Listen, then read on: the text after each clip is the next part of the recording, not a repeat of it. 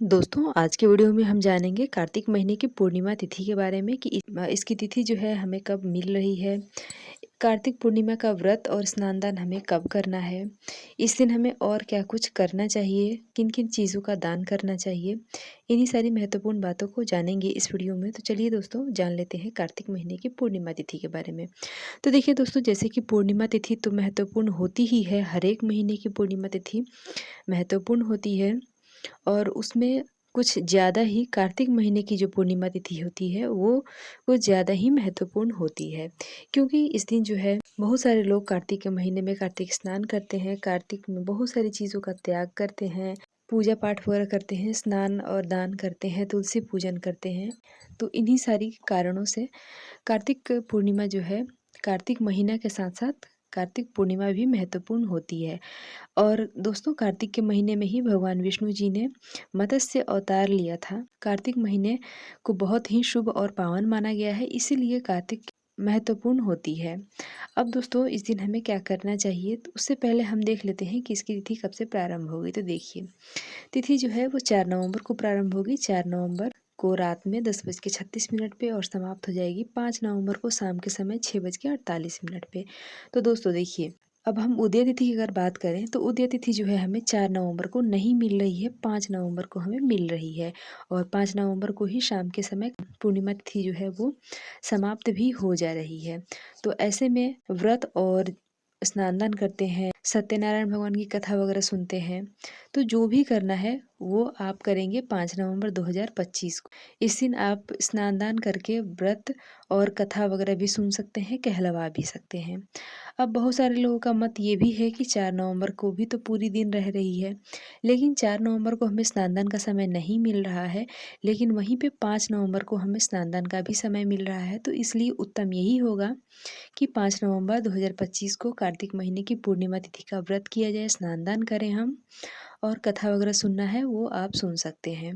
कार्तिक महीने में और क्या करना चाहिए, तो देखिए, पूरे कार्तिक महीने में जो स्नान का और तुलसी पूजन का संकल्प लेते हैं वो तो दीपदान करते हैं, नदी स्नान, मतलब ये सारी चीज़ों का ही महत्व होता है। दीपदान, नदी या फिर गंगा जी में स्नान करना, तुलसी जी की पूजा करना, विष्णु भगवान की पूजा करना, देव वृक्ष की पूजा करना।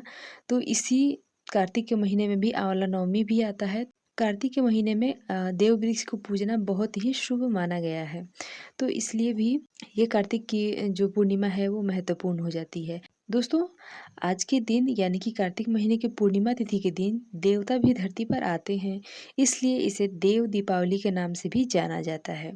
दोस्तों, इस दिन हमें और क्या करना चाहिए, तो देखिए, आप जो है दान कर सकते हैं। दान में आप किसी भी चीज़ का, जिस चीज़ में आप समर्थ हैं, बहुत सारे लोग जो हैं कच्चे अनाज का जो है वो दान करते हैं। बहुत सारे लोग जो हैं अनाज बना के यानी कि भोजन बना के दान करते हैं। बहुत सारे लोग जो हैं रुपए पैसे का दान करते हैं।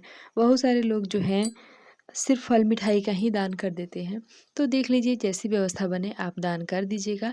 तो देखिए, अगर आपने 1 महीने का किसी भी तरह का व्रत लिया है, जैसे कि तुलसी पूजन का, स्नान दान करने का, तो अगर आप 1 महीने तक इतने कठिन कार्य किए हैं तो आप जो है दान ज़रूर करें। दान में आप जो है कच्चे अनाज का भी दान कर सकते हैं, पका हुआ भोजन का भी दान कर सकते हैं। अगर कच्चे अनाज का दान करते हैं तो आप उसमें चावल, दाल, सब्जी, हल्दी, मिर्च, मसाले जो चाहें रख सकते हैं।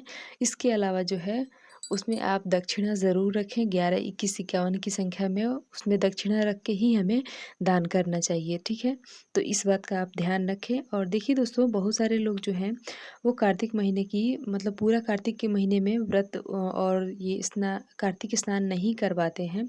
वो एकादशी तिथि से शुरू होके और पूर्णिमा तिथि पे समाप्त हो जाती है। तो ऐसे में आप जो है एकादशी तिथि यानी कि देवउठनी एकादशी से शुरू करके और कार्तिक महीने की पूर्णिमा तिथि के दिन पूर्ण करते हैं तो उनका भी उतना ही लाभ होता है। लेकिन इसमें जो है आपको बिल्कुल भी कोई गलती नहीं करना है, मतलब बिल्कुल भी आलस नहीं करना है।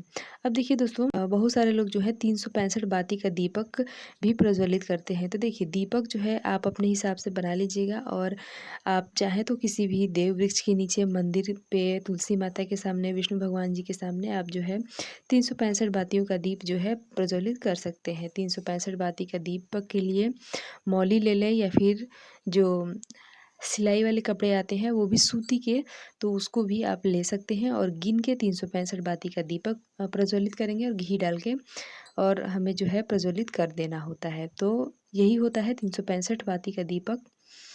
और जो लोग भी कार्तिक स्नान शुरू किए हैं कार्तिक के महीने में, उनके कार्तिक पूर्णिमा के दिन स्नान दान और जो भी उनको करना है करके कथा वगैरह सुन के और उनका जो है कार्तिक स्नान समाप्त हो जाता है। इस दिन जो है अगर कोई कार्य छूट गया है, जैसे कि कोई फ़ोटो मूर्ति खरीदना या फिर तुलसी विवाह करना, तो आप जो है पूर्णिमा तिथि के दिन तुलसी विवाह इत्यादि कर सकते हैं। जो चीज़ें रह गई हैं खरीदने के लिए जो ज़रूरी है, वो आप कार्तिक पूर्णिमा के दिन भी खरीद सकते हैं। तो आशा करती हूँ दोस्तों कि कार्तिक पूर्णिमा की जानकारी आपको अच्छी लगी होगी। वीडियो पसंद आया हो तो लाइक ज़रूर करें। तो दोस्तों मिलती हूँ इसी तरह के एक और नए वीडियो के साथ, तब तक के लिए हर हर महादेव।